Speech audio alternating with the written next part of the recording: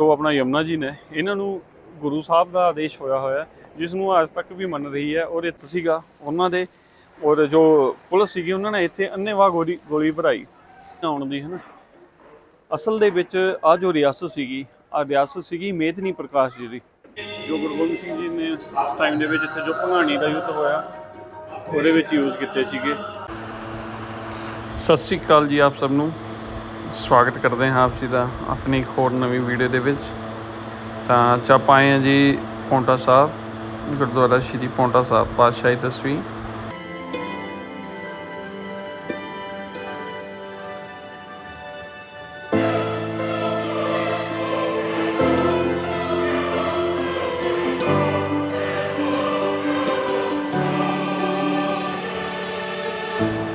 ਆਓ ਤੁਹਾਨੂੰ ਕਰਵਾਉਂਦੇ ਹਾਂ ਗੁਰਦੁਆਰਾ ਸਾਹਿਬ ਜੀ ਦੇ ਦਰਸ਼ਨ, ਅਤੇ ਜੋ ਇੱਥੇ ਦਾ ਇਤਿਹਾਸ ਹੈ ਜਿਹਦੇ ਬਾਰੇ ਬਹੁਤ ਘੱਟ ਸੰਗਤ ਜਾਣਦੀ ਹੈ, ਉਹਦੇ ਨਾਲ ਵੀ ਤੁਹਾਨੂੰ ਜਾਣੂ ਕਰਵਾਉਂਦੇ ਹਾਂ।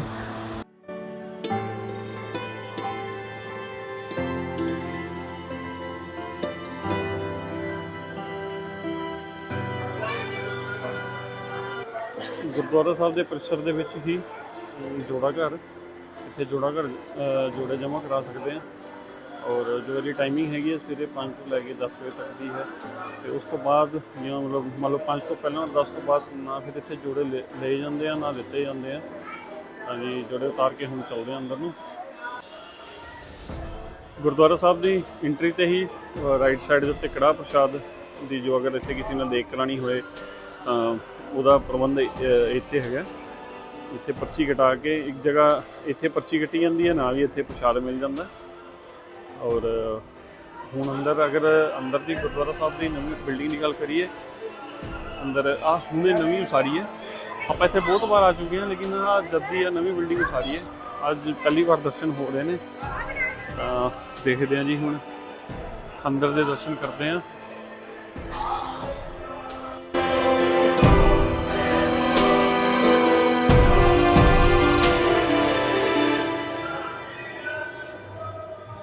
ਸੰਗਤ ਕਾਫੀ ਆਈ ਹੋਈ ਇੱਥੇ, ਤਾਂ ਕਾਫੀ ਟਾਈਮ ਬਾਅਦ ਖੁੱਲ੍ਹਿਆ ਗਿਆ। ਹੁਣ ਪਹਿਲਾਂ ਏਸੀ ਓਪਨ ਸੀਗੇ, ਲੇਕਿਨ ਹੁਣ ਏਸੀਆਂ ਦਾ ਵੀ ਇੱਥੇ ਜੋ ਅਰੇਂਜਮੈਂਟ ਹੈਗਾ ਉਹ ਇਨਸਾਈਡ ਕਰ ਦਿੱਤਾ। ਅੰਦਰ ਆਪਾਂ ਕੈਮਰਾ ਯੂਜ਼ ਨਹੀਂ ਕਰੂੰਗੇ, ਅਤੇ ਇੱਥੋਂ ਵੀ ਤੁਹਾਨੂੰ ਦਰਸ਼ਨ ਕਰਾ ਰਹੇ ਅੰਦਰ ਦੇ। ਆਓ ਉਸ ਤਰ੍ਹਾਂ ਜੀ, ਜੋ ਗੁਰੂ ਗੋਬਿੰਦ ਸਿੰਘ ਜੀ ਨੇ ਉਸ ਟਾਈਮ ਦੇ ਵਿੱਚ ਇੱਥੇ ਜੋ ਭੰਗਾਣੀ ਦਾ ਯੁੱਧ ਹੋਇਆ ਉਹਦੇ ਵਿੱਚ ਯੂਜ਼ ਕੀਤੇ ਸੀਗੇ ਉਹ ਕਲਮਾਂ, ਜਿਨ੍ਹਾਂ ਨਾਲ ਇਹਨਾਂ ਨੇ ਜਾਪ ਸਾਹਿਬ ਅਤੇ ਹੋਰ ਬਾਣੀਆਂ ਲਿਖੀਆਂ। ਆ ਸਾਰੇ ਅਸਤਰ ਔਰ ਸ਼ਸਤਰ ਦੋਨੋਂ ਉਸੇ ਹੀ ਟਾਈਮ ਦੇ ਆ। ਆਹ ਦੇਖੋ, ਉਸ ਟਾਈਮ ਦੀ ਇੱਕ ਗਨ ਵੀ ਪਈ ਹੋਈ ਹੈ।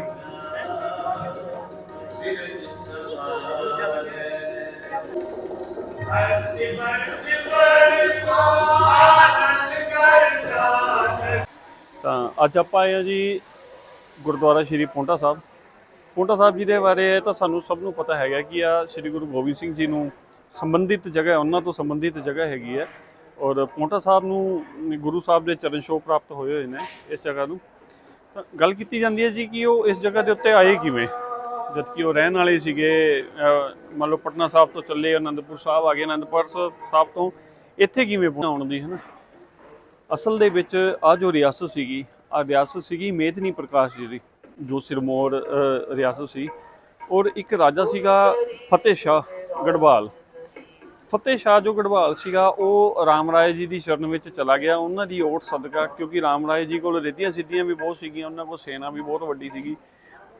ਫਤਿਹ ਸ਼ਾਹ ਨੇ ਉਹਨਾਂ ਦੀ ਓਟ 'ਤੇ ਆ ਕੇ ਨਿਡਰ ਹੋ ਕੇ ਹਰ ਇੱਕ ਜਗ੍ਹਾ ਦੇ ਉੱਤੇ ਕਬਜ਼ਾ ਕਰਨਾ, ਦੂਸਰਿਆਂ ਦੀਆਂ ਰਿਆਸਤਾਂ ਹੜਪਣੀਆਂ, ਕਬਜ਼ੇ ਕਰਨੇ ਸ਼ੁਰੂ ਕਰ ਦਿੱਤੇ।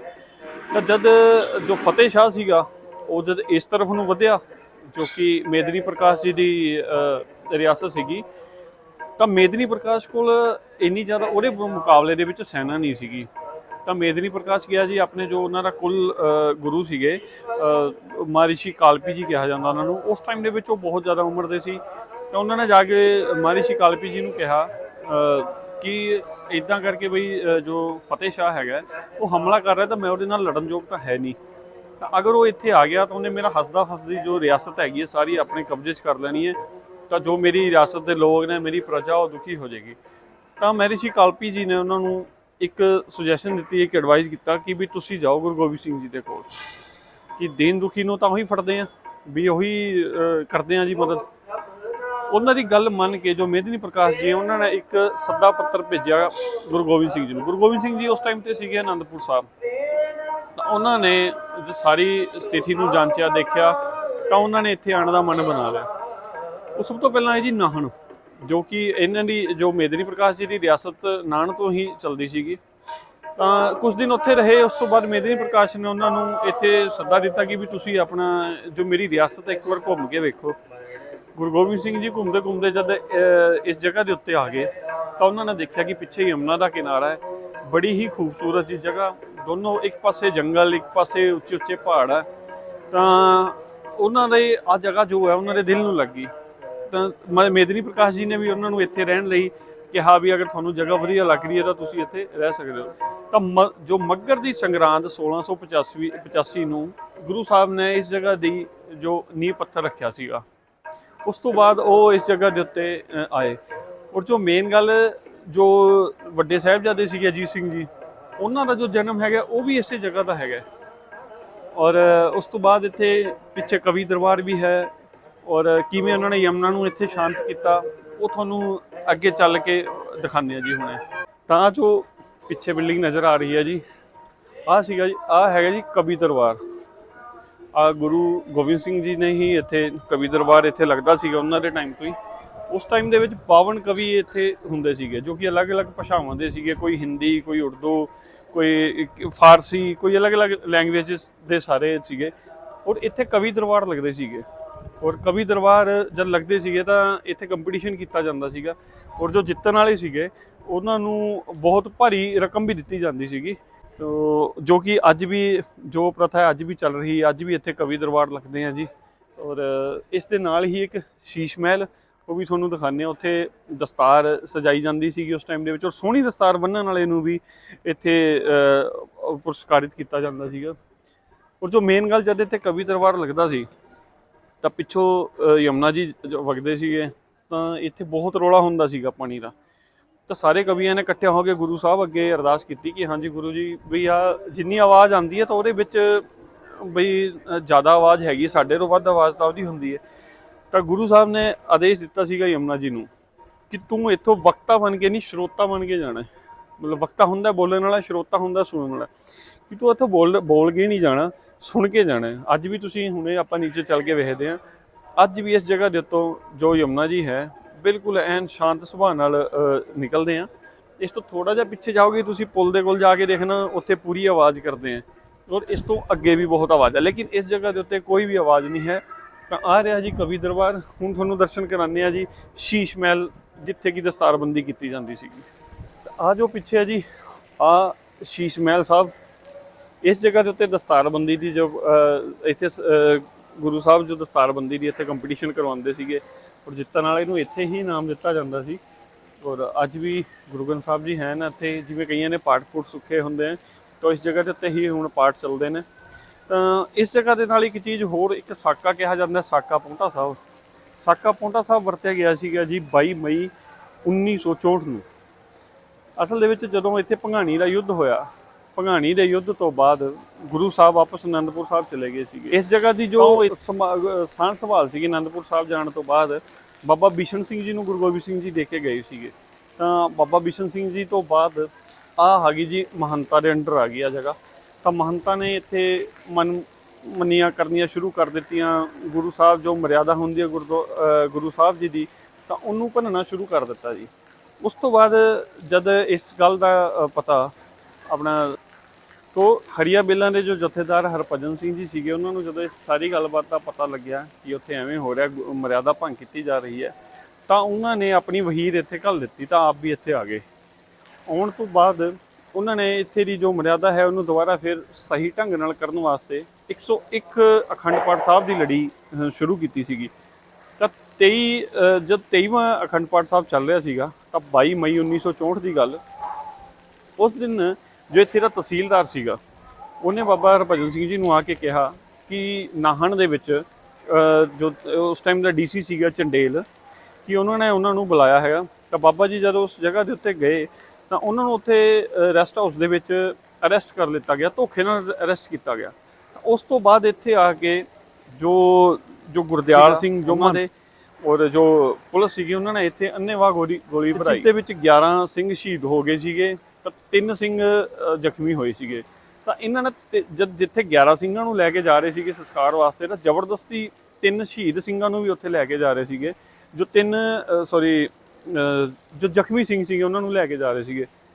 ਤਾਂ ਉਸ ਗੱਲ ਦਾ ਜਦੋਂ ਲੋਕਲ ਸੰਗਤ ਨੂੰ ਪਤਾ ਲੱਗਾ ਤਾਂ ਸੰਗਤ ਨੇ ਆ ਕੇ ਉਹਨਾਂ 3 ਜੋ ਜ਼ਖਮੀ ਸੀਗੇ ਸਿੰਘ ਉਹਨਾਂ ਤੋਂ ਅਲੱਗ ਕੀਤਾ। ਤਾਂ ਉਹਨਾਂ ਦੇ ਵਿੱਚ ਬਾਬਾ ਨਿਹਾਲ ਸਿੰਘ ਜੀ ਸੀਗੇ ਜੋ ਇਸ ਸਾਰੀ ਘਟਨਾ ਦੇ ਚਸ਼ਮਦੀਦ ਗਵਾਹ ਸੀ। ਤਾਂ ਉਸ ਤੋਂ ਬਾਅਦ ਫਿਰ ਇੱਥੇ ਇਸ ਜਗ੍ਹਾ ਦੇ ਉੱਤੇ ਗੁਰੂ ਸਾਹਿਬ ਦੀ ਮਿਹਰ ਹੋਈ ਤਾਂ ਮਹੰਤਾਂ ਤੋਂ ਇਸ ਜਗ੍ਹਾ ਨੂੰ ਛੁਡਵਾ ਕੇ ਤਾਂ ਉਸ ਤੋਂ ਬਾਅਦ ਦੀ ਜੋ ਸੇਵਾ ਸੰਭਾਲ ਹੈ ਉਹ ਇੱਥੇ ਦੀ ਕਮੇਟੀ ਕਰ ਰਹੀ ਹੈ। ਔਰ ਕਮੇਟੀ ਬਹੁਤ ਵਧੀਆ ਕੰਮ ਕਰ ਰਹੀ ਹੈ ਕਿਉਂਕਿ ਗੁਰਦੁਆਰਾ ਸਾਹਿਬ ਨੂੰ ਬਹੁਤ ਵਧੀਆ ਕਰਕੇ ਉਸਾਰ ਦਿੱਤਾ ਇਹਨਾਂ ਨੇ। ਕਿਸੇ ਤਰੀਕੇ ਦੀ ਕੋਈ ਇੱਥੇ ਦਿੱਕਤ ਪਰੇਸ਼ਾਨੀ ਨਹੀਂ, ਲੰਗਰ ਦੀ ਵੀ ਇੱਥੇ ਵਿਵਸਥਾ ਹੈਗੀ ਹੈ ਔਰ ਰਹਿਣ ਨੂੰ ਵੀ ਇੱਥੇ ਥਾਂ ਹੈਗੀ ਹੈ। ਤਾਂ ਗੁਰੂ ਸਾਹਿਬ ਦੇ ਇੱਥੋਂ ਮਤਲਬ ਕਿਸੇ ਚੀਜ਼ ਦੀ ਵੀ ਕੋਈ ਟੋਟ ਨਹੀਂ ਹੈ ਗੁਰੂ ਘਰ ਨੂੰ। ਤਾਂ ਹੁਣ ਚੱਲਦੇ ਹਾਂ ਜੀ ਯਮੁਨਾ ਜੀ ਵੱਲ ਆਪਾਂ।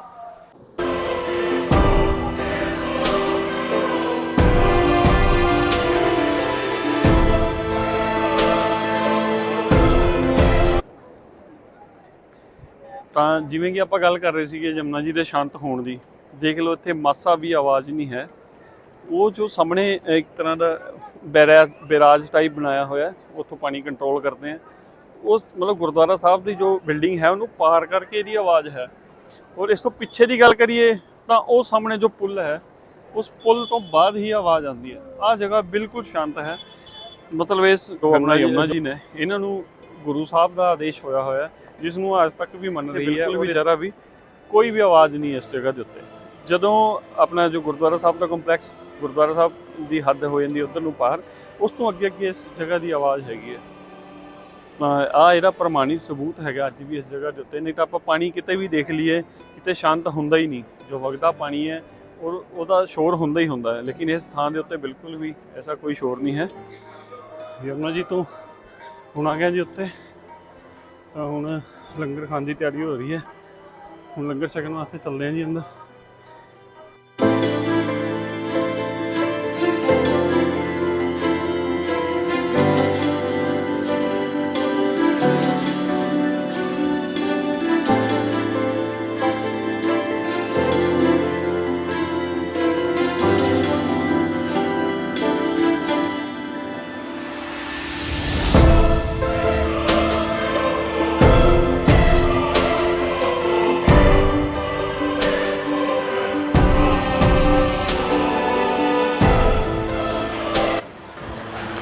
ਲੰਗਰ ਛਕ ਲਿਆ ਜੀ। ਹੁਣ ਲੰਗਰ ਛਕ ਕੇ ਹੁਣ ਆਪ ਸਭ ਜੀ ਤੋਂ ਲੈਂਦੇ ਹਾਂ ਇਜਾਜ਼ਤ। ਮਿਲਦੇ ਹਾਂ ਜੀ ਆਪਣੇ ਨੈਕਸਟ ਵਲੋਗ ਦੇ ਵਿੱਚ। ਤਾਂ ਉਦੋਂ ਤੱਕ ਲਈ ਗੁੱਡ ਬਾਏ, ਟੇਕ ਕੇਅਰ।